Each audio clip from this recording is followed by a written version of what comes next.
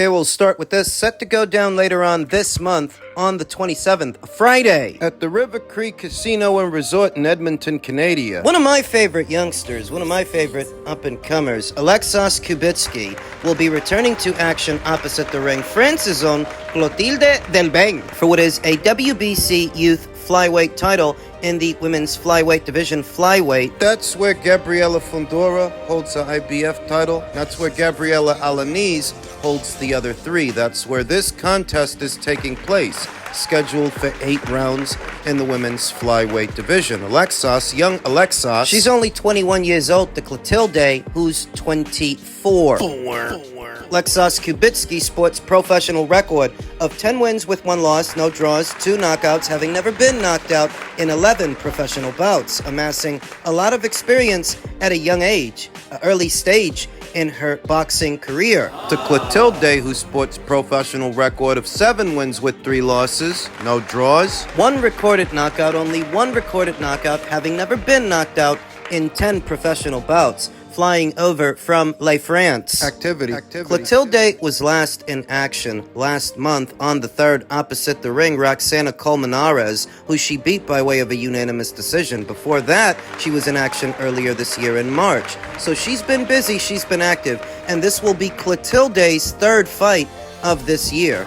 Similar schedule of activity for Alexis. Alexis saw action earlier this year in January, then again in May. She's already fought 2 times this year as well, and this will be her 3rd fight of this year. Alexis Kubitzki, a fighter that I've talked about in previous instances and how impressive she is for someone that is so young. Best described as a mid-range boxer puncher. Mid-range to inside boxer puncher. Very bouncy, always on her toes, managing the distance. Not too far on the outside, but not too deep on the inside. Very athletic, very fast, very tricky. Watching the footage of her in action, you notice that she stays with her opponent. Not too far on the outside, not too deep on the inside. Close enough to touch the opponent with punches, but far enough out that she can step out and be out of range. Very capable, mid-range to inside. Has speed, has combinations. And something very similar applies to France's own Clotilde Delbene. Clotilde Delbene, she's a mid-range to inside fighter too. She's got speed and she's got combinations, with the difference being that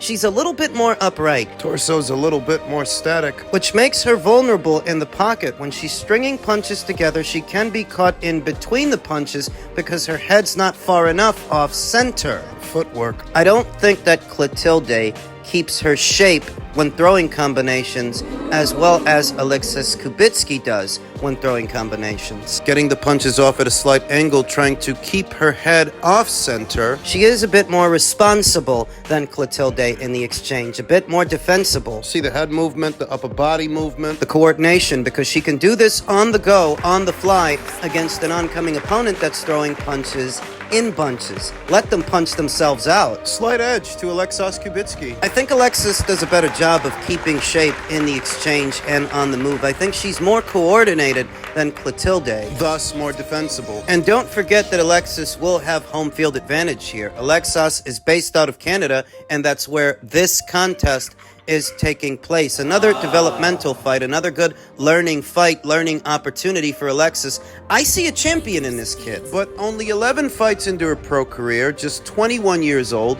You don't have to rush her. You actually have the luxury of time, so you need to use it. Get her the rounds, get her more experience, so that by the time she does fight for an alphabet title, she's more than ready to win it. She's ready to defend it, because there's winning an alphabet title, and then there's keeping it, which is a lot harder. I like Alexis to win a points decision. Look for this later on this month on the 27th. In men's super bantamweight news, another look at the immediate future for Naoya Inoue. Inoue versus Junto Nakatani is being eyed for a future fight at the Tokyo Dome, Bob Arum has revealed. Arum said Inoue's next fight will likely be versus IBF mandatory challenger Sam Goodman on December 24th in Tokyo. Then the plan is for him to share a card with Nakatani in April in Vegas, with the idea being to match them against each other down the line. This is how you build a fight. And this is the kind of fight with the kind of fighters that you can build. So often in this postmodern boxing scene, we hear the term marination co-opted by those who would use it to disguise ducking, risk-averse management, that you're not actually building a fight or building towards anything, you're just avoiding risks by avoiding risky fighters. Think Caleb Plant and David Benavidez 4 or 5 years ago, when both fighters were unbeaten champions, unbeaten at the same weight, fighting on the same platform, under the same banner, and how Samson Lukowicz didn't want to do the fight then and there, he wanted to wait. They ended up waiting so long that both guys ended up losing their alphabet titles, and one of them ended up getting knocked out by Canelo Alvarez. It seems that you didn't want to fight this guy until somebody else softened him up for you. Just to end up selling next to nothing at the box office, because when they did fight on pay-per-view, it didn't sell anything. Why certain fights aren't supposed to be marinated and why some fights are. Why sometimes with some fighters you have to strike while the iron is hot. David would have been better off beating Caleb when Caleb was still a world champion because it would have meant more. You don't marinate a fight with a guy like Caleb. You shouldn't wait too long to take care of a fighter like that, whereas with a fighter like Junto Nakatani, and building a fight with the likes of a Junto Nakatani, you can do that with Junto because Junto brings a level of bankability. You can trust him to hold up his end of the bargain because he's got a high ceiling too. And you can build a fight with a fighter like that. Fights like De La Hoya versus Trinidad or Mayweather versus Pacquiao, those are the kinds of fights involving the kind of fighters that you can build. This is another example. It takes two bankable fighters to build a fight and, in effect, marinate it.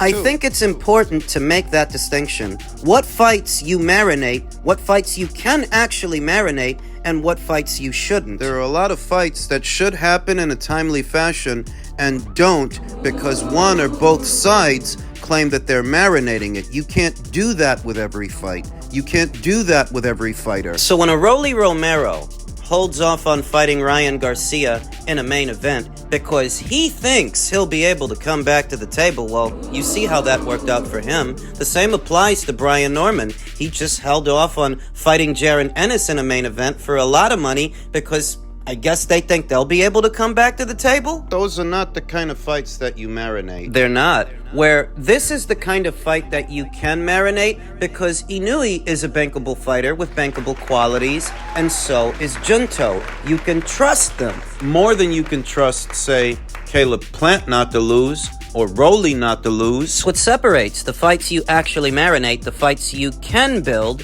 versus the fights you can't. Fights involving not just one, but two high-level fighters, two high-level champions. In boxing, not all champions are created equal. In boxing, not everybody who says they're building a fight or they can marinate a fight is actually doing that. Some people are just avoiding risks. I trust the powers that be to put this one together because when you think about Inoue, just Inoue by himself, he does things in a timely fashion. He has a very good idea of what trajectory his career is going to take, who he's going to fight, when, where. They don't waste time. Something very similar applies to Junto Nakatani, who's building his brand. He's actually building his brand and building his name. He's already a 3-division champion. A fight between him and Inoue at some point next year, that's a monster. All this talk about Inoue moving up to featherweight, and I say it all the time, there's no fight up there so big, so lucrative, that he needs to be in a hurry to leave 122 when there's a fight right there he can have at 122 that's bigger than any of those fights. A fight with Junto at 122 is bigger than any of those fights at 126. It's another reason why I am confident that this fight will happen. I trust Inoue to stay in character with Sam Goodman. I'm fairly confident he can beat that guy. Junto. Fairly confident you could put any one of the other three champions at 118 in there with Junto, and he would beat them all. He would beat all the other champions at that weight. This is the kind of fight with the kind of fighter that you can build. The question is, if Inoue faces Sam Goodman later on this year, and he beats him like we're all expecting him to beat him, this card that he's going to share with Junto at some point next year, before they face each other, who's he going to fight on that card? We know that MJ Akhmadaliev, former unified champion MJ Akhmadaliev, is one of his mandatory challengers. he's in the queue. But we also know that Top Rank and Matchroom don't have the best of working relationships, and Bob Arum dismissed MJ as a potential opponent for Inoue, at least for this year. They have their own plans. The question is, when it comes to their plans for next year, if MJ is not a part of that picture, do you hold it against Inoue? Should you? Because at minimum, we know they're planning 2 fights. They're planning on doing 2 fights for Inoue next year. One here in America on the same show as Junto, then the Junto Nakatani fight. That's showdown. If Inoue doesn't fight MJ on that show, Should you hold it against him? And I'll be honest. look, The run that he's had so far across 4 divisions, in more recent years, the run at 118, the run at 122, I find it very difficult.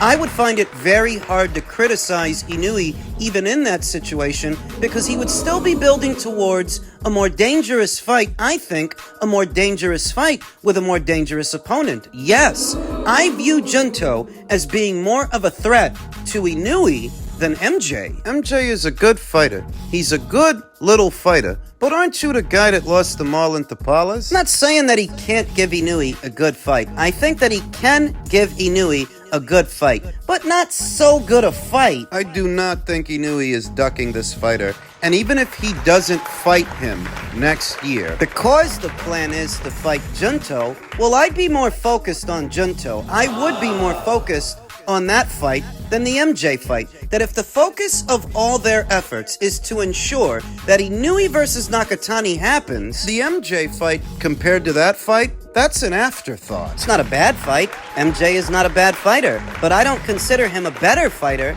than Junto Nakatani. No. So you kind of have to wonder, what are they going to do for Inoue after the Sam Goodman fight? Do they make the fight with MJ? And if they don't, should you criticize him for it? I personally, I won't. The Nakatani fight is more important. The Nakatani fight is better. And so long as the focus is to face Junto Nakatani, I don't think he's ducking anybody, because that guy is more dangerous than MJ. Once Canelo's gone, once Crawford decides to hang him up, once Inoue decides to hang him up, I mean, who do we have to hold on to, guys? Like, who's that next coming? Who's going to be the next Canelo? Like, we're missing that, man. So, like, while Crawford is here, let's continue to give him his flowers. While Canelo is here, let's continue to give him his flowers, because once they're gone, man, boxing's going to be kind of dead. I'm not going to lie. Should we be worried? Is Tim Bradley raising some valid concerns when it comes to the future of boxing when the day comes that Canelo Alvarez retires and Terence Crawford, Naoya Inoue, who we just talked about? I think that there is cause for concern, but not for boxing as a whole, not for boxing in its entirety so much as the American boxing scene. If you're talking about that specific market, then you should be concerned, because even though Canelo is not an American national, he is based out of America, and he's the fighter that moves the needle the most in this country. So the day that he leaves, he will leave big shoes to fill. And I don't see anyone here and now, not yet, worthy enough to be his successor. Not now. Though being the age that I am, I know that perhaps the picture might be murkier now than it will be later, because I remember when Canelo Alvarez fought Floyd Mayweather, I don't think anybody that saw that fight on that night would have predicted that he'd go on to become the face of boxing. I don't think. Not based on that performance. You have to account for time and what offerings time might yield, what time might reveal later on that is not as clear here and now.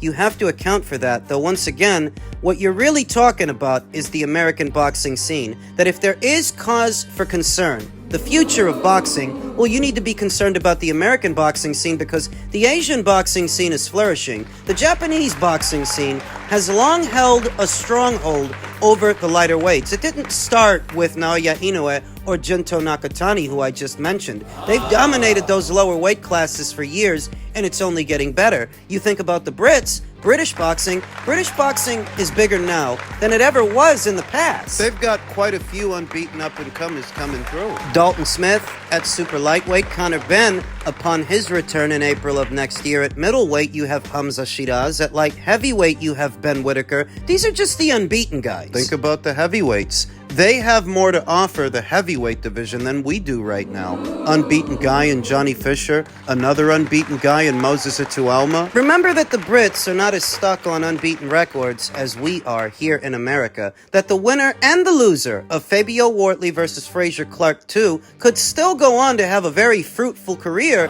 irrespective of how that fight goes. Not just the winner, but the loser too, that the Brits are not as superficial as the Americans, I want to say. And in a very general sense, Europe has more to offer that division, the heavyweight division, than we do. So I feel like they're going to be all right. Boxing as a whole is going to be all right, but the American boxing scene, that's where there's cause for concern. That is where you might have to worry. American fighters ain't what they used to be. They're not as hungry, I want to say, as they used to be, and they oftentimes seem more distracted, trying to be anything and everything other than what they are. They're boxers, but they want to be businessmen. The American boxing conversation, more often than not, what you're talking about is why a fight isn't happening instead of a fight that is, because the fight that is happening is likely just a filler fight, a keep busy fight. It's not interesting. And you can blame the fighters and their teams for that. You can do that. You can sometimes blame the promoters too. You can blame them too in some instances, though not all, that the American boxing scene needs to get its act together, because that's the boxing scene that's dwindling. That's the one that's shrinking. The others are flourishing. But don't think that because the American boxing scene ain't in good shape, that speaks to the whole of boxing. It doesn't. For several years now, I've told you here on this channel time and time again, this is not your father's era of boxing where America has cornered the market on all of the world-class fighters. Boxing is more a global sport now than it ever was. Than it's ever been. And if your average American fighter, star in the sport, is tantamount to a diva, a prima donna, a spoiled brat, they're only gonna hurt themselves with that, because the market just ain't healthy enough for that kind of attitude. Too many fighters and too many teams looking out for their own best interests to the point to where the market itself isn't interested. Keep it up. Boxing will go on because boxing as a whole is doing all right. It's the American boxing scene that needs a shot in the arm. An emerging market in Japan as well as Britain and other parts of Europe. Don't forget Australia. Their boxing scene is flourishing. In Mexico, boxing is a national pastime in Mexico. That's not going anywhere. That hasn't changed. So if it has in America, well, maybe the media in America needs to do a better job of putting pressure on these fighters to act like fighters. Stop coddling them. Do your job!